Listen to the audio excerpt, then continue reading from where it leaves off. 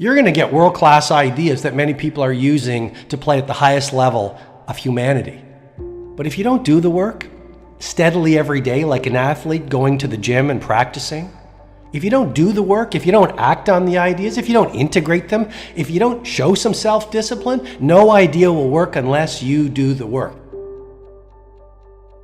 Unless you take some new action, unless you start thinking some new thoughts, unless you start having some new conversations, unless you have the guts to clean out some of the things that are not working and install some of the new rituals that will work, nothing will change.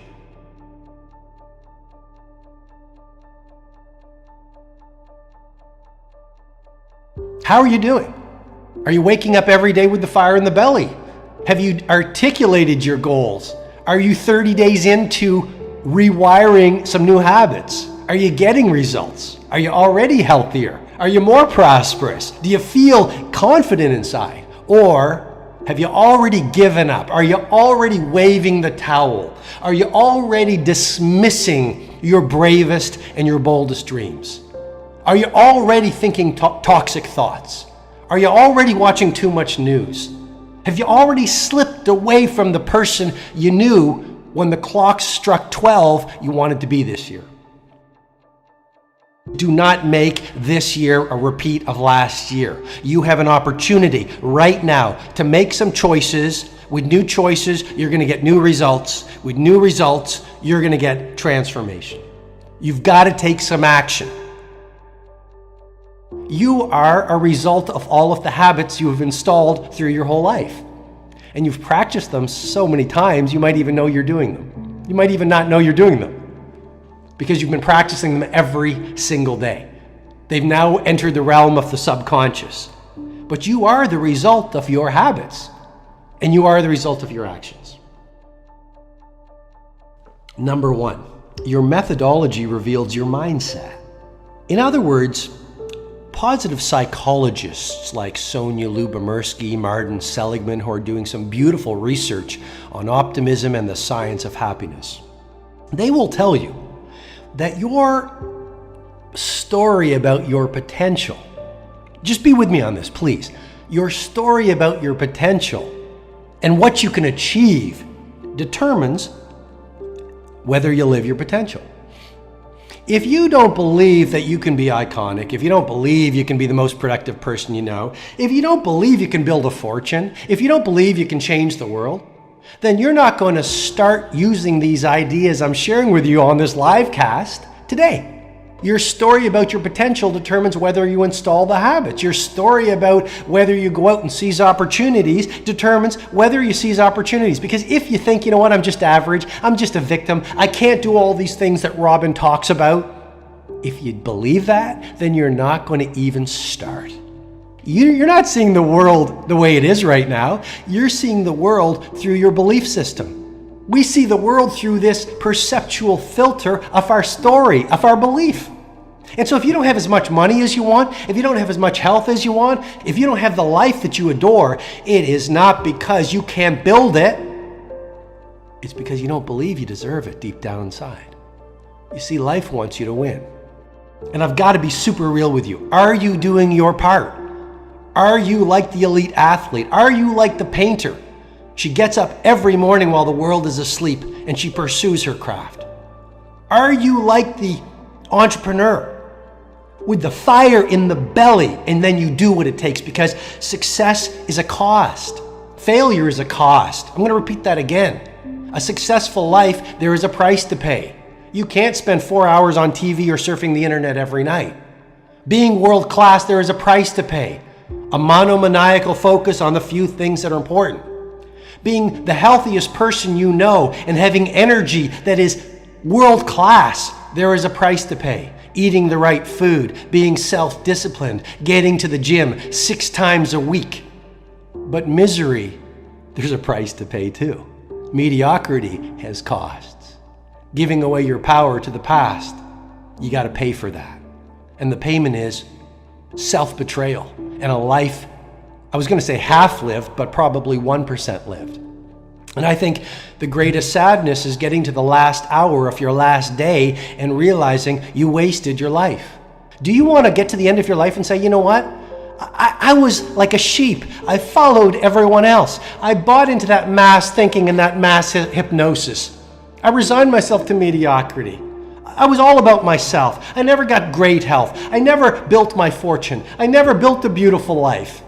I never was nice. I never stood for honor, decency, love, service to humanity. Well, no, we want to install a habit in 60 seconds. We want the pill to double our productivity or triple it. We want the world-class business, but we forget that most world-class businesses took 20 years to build. The Taj Mahal took 22 years to build. The Sistine Chapel, 4 years of relentless devotion to create. That second principle, big one that has helped my clients from across the world. All change is hard at first, it's messy in the middle, and it's gorgeous at the end.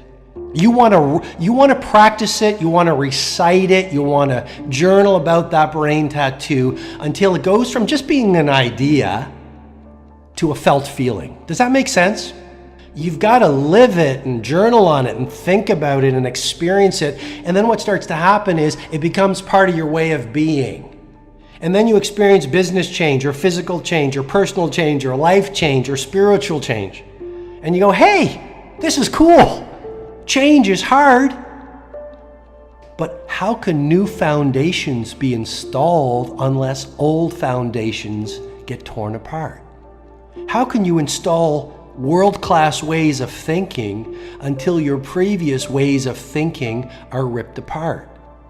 How can you institute and implement the habits and rituals of the A players unless your habits and rituals of last year are disrupted? And so the victim sees change as fear. The person of mediocrity or insecurity goes through change and gets frightened. Victims are frightened by change. Game changers are inspired by it because you are being taken to a better place. If it's not hard, it's not change. According to the University College of London, it takes 66 days of daily practice to install a new habit. 66 days of change, discomfort, and insecurity until you lock in a new ritual. And then you're going to get to a point, it's called the point of automaticity. The point of automaticity, where it actually becomes easier to get up at 5 o'clock, or it becomes easier to do your nightly journal, or it becomes easier to go for the run, or it becomes easier to turn off the television and invest in your personal development than not to do it. You have to, please, give yourself 66 days of installing the new habits before you give up. To have the results only 5% of the population have, my friend. To have the results only 5% have, economically, physically, spiritually, you've got to be willing to think and do what only 5% of the population are willing to do.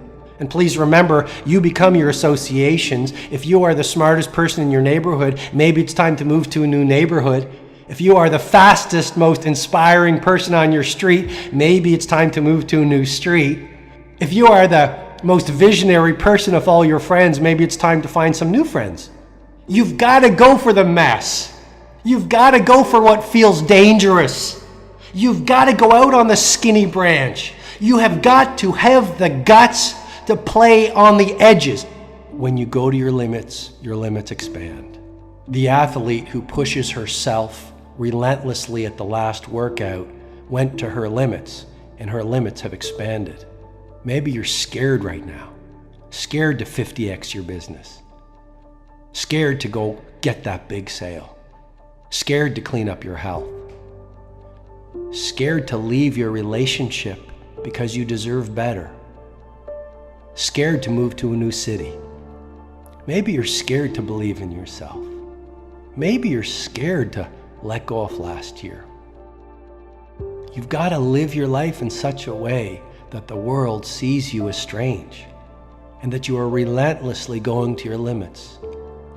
And is that easy? No, but it's right. And if you live